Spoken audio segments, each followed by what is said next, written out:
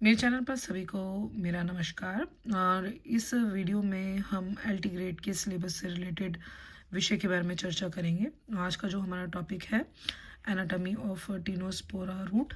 देखिए, Tinospora root के structure और उसमें क्या एबनॉर्मल कंडीशन है उसके विषय में हम चर्चा करेंगे। देखिए, जो टीनोस्पोरा है या सामान्य भाषा में जिसे हम ग्लोए कहते हैं, उसका टीएस स्ट्रक्चर कुछ इस प्रकार से दिखाई देता है। देखिए, इससे रिलेटेड क्वेश्चन अभी तक पूछा तो नहीं गया है, लेकिन चूंकि सिलेबस में है तो इसको हम बहुत सरल तरीके से समझने की कोशिश करेंगे। देखिए, ये रूट का जो टीएस है वो प्राइमरी ग्रोथ का नहीं है, सेकेंडरी ग्रोथ का है। तो इसमें कुछ टिश्यू नए डेवलप हो जाते हैं और उनका अरेंजमेंट कैसे है, बस उसको ही अच्छे से देखना होता है।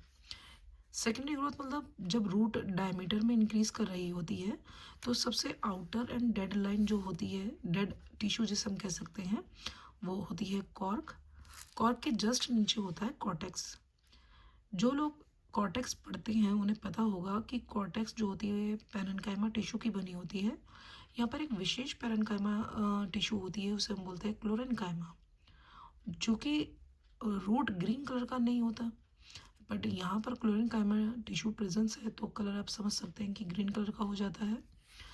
नेक्स्ट, कॉर्टेक्स के जस्ट नीचे जो प्राइमरी फ्लोएम है, जो डॉटेड कंडीशन में आपको दिखा रखा है, तो प्राइमरी फ्लोएम धीरे धीरे समाप्त होने लगता है और उसकी जगह नया सेकेंडरी फ्लोएम बनने लगता है और इसको बनाने वाला कैम्बियम प्रेजेंट होता है।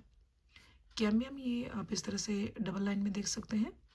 कैम्बियम के जस्ट नीचे टिश्यू होती है जाइलम की।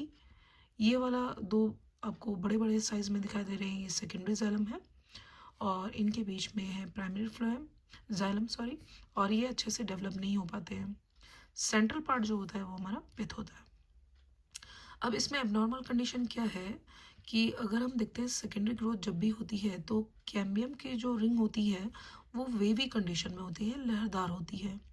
जितना ज़्यादा ये ग्रोथ करती चली जाती है उतना ज़्यादा कैम्बियम रिंग बनते जाते हैं और उतना ही वेवी स्ट्रक्चर बनता चला जाता है। अब मान लीजिए जैसे ये वेवी बन जाता है तो हमें कौन कौन से स्ट्रक्चर नज़र नहीं आते हैं जब मेच्योर रूट दिखाई देती है। तो इसमें रूट हेयर आपको नज़र नहीं आएगा, नीचे एंडोडर्मिस आपको नज़र नहीं आएगा और पेरिसाइकिल नज़र नहीं आता। ये तीनों स्ट्रक्चर हमें जब प्राइमरी ग्रोथ होती है रूट के अंदर तभी हमें शो होते हैं। तो इस तरह से रूट का स्ट्रक्चर अगर हम देखेंगे तो आउटर में कॉर्क, फेलोजन या कॉर्केम्बियम, सेकेंडरी कॉर्टेक्स, और इनर साइड में phloem, xylem, cambium and pith हमको क्लियरली नज़र आते हैं। तो इस तरह से जब हम टीनोपोरा के स्ट्रक्चर को देखते हैं तो हमारे लिए ये थोड़ा इजी हो जाता है। आपको ये वीडियो कैसी लगी मुझे कमेंट करके ज़रूर बताएं।